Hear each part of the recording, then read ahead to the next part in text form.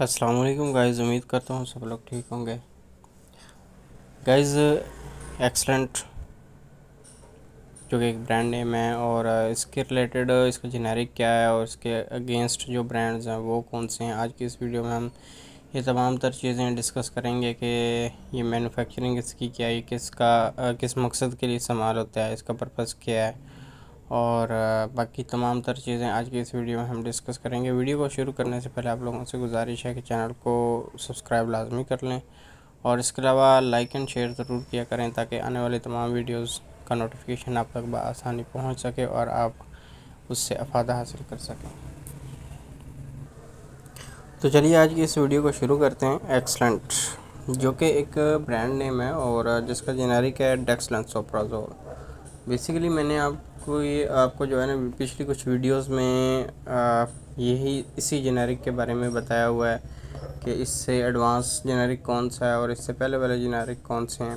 सबसे पहले तो ओमेप्राज़ोल आया, फिर उसके बाद एसोमेप्राज़ोल आया, उसके बाद ये डेक्सलेंसोप्राज़ोल, फिर उसके बाद लेंसोप्राज़ोल। तो इसी तरह जो है ना एडवांस से एडवांस फार्मूलाज आते हैं, आपको पता है। लेकिन कुछ जेनेरिक और कुछ ब्रांड्स ऐसे होते हैं जो कि बहुत ज़्यादा इफ़ेक्टिव होते हैं।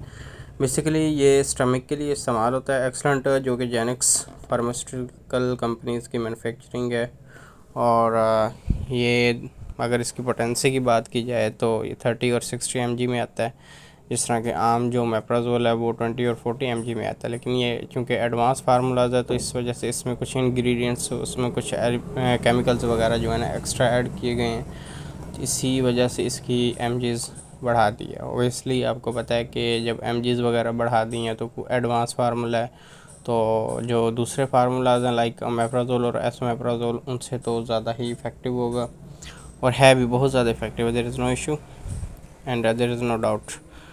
बाकी अगर इसके अदर्स ब्रांड्स की बात करें तो उसमें डेक्सू के नाम से आता है, इसके अलावा डेक्सीवा के नाम से आता है और भी बहुत से ब्रांड्स हैं जो कि मल्टीनेशनल ब्रांड्स हैं, लेकिन ये बहुत ज़्यादा इफ़ेक्टिव है। ये एक एक्सलेंट ब्रांड्स ऐसा ब्रांड है जो बहुत ही ज़्यादा इफ़ेक्टिव होने के साथ साथ अगर इसके साथ कोई भी दूसरी मेडिसिन्स ऐड कर लें, लाइक अगर आपको किसी भी किस्म का स्टमक का अल्सर है या किसी और किस्म का मसला है तो ये क्लियर कर जाता है, उससे काफ़ी हद तक क्लियर कर जाता है। लेकिन अगर आप दूसरी मेडिसिन्स का भी इस्तेमाल कर सकते हैं, इसके साथ ऐड कर सकते हैं तो वो that's will be better for you.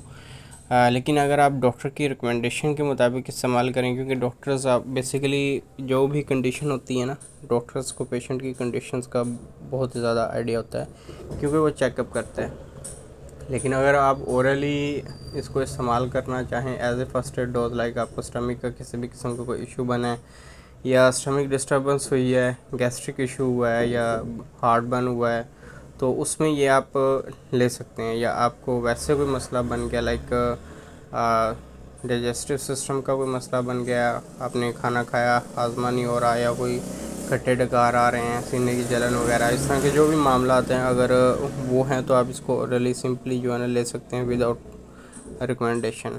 क्योंकि स्टमक का कोई भी कैप्सूल्स आप विदाउट रिकमेंडेशन ले सकते हैं, लेकिन उसमें ये है कि आपका जो ब्रांड है वो एक तो मल्टीनेशनल होना चाहिए, इसके अलावा किसी भी ऑथेंटिक फार्मेसी से क्या इसको आप परचेज़ कर सकते हैं और किसी किस्म का कोई इशू नहीं है। लेकिन अगर इसके साथ दूसरी मेडिसिन्स की एडिशन करना चाहें तो उसके लिए आपको डॉक्टर्स की रिकमेंडेशन लाजमी चाहिए होती है, क्योंकि डॉक्टर के पास जाएंगे चेकअप करवाएंगे तो इसलिए वो दूसरी मेडिसिन इसके साथ ऐड करके दे देंगे। लेकिन अगर वैसे खाली यही कैप्सूल लेना चाहें आप तो आप ले सकते हैं, देयर इज़ नो इशू।